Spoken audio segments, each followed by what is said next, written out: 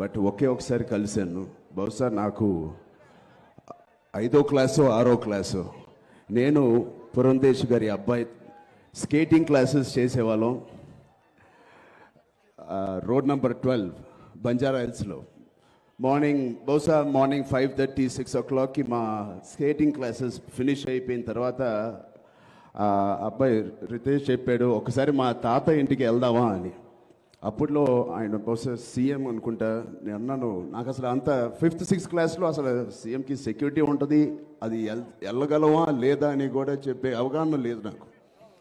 Okay అన్నాను. అలాగే skating చేసుకుంటూ పురంధేశ్ గారి ఇంటి నుంచి అలా కిందకి వెళ్తే రామారావు గారి ఇల్లు ఉంది.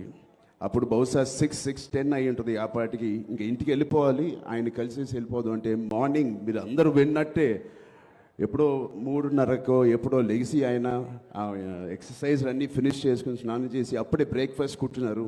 మొదటిసారి ఆయన అప్పుడే కలిశాను. మీరందరికీ తెలిసినట్టే, అందరూ మాట్లాడుకున్నట్టే ఇంత పెద్ద చికెన్ పెట్టుకుని బ్రేక్ఫాస్ట్ చేస్తూ ఆ వయసులో కూడా ఎంతో హెల్తీగా నన్ను కూడా కూర్చోబెట్టి నాకు కూడా బ్రేక్ఫాస్ట్ పెట్టారు. అలాంటి అదృష్టం కలిగిన నాకు నా లైఫ్ లాంగ్ నేను మర్చిపోయాను. థ్యాంక్ యూ పురంధేశ్వరి ఆంటీ, అలాంటి అవకాశం నాకు ఇచ్చినందుకు.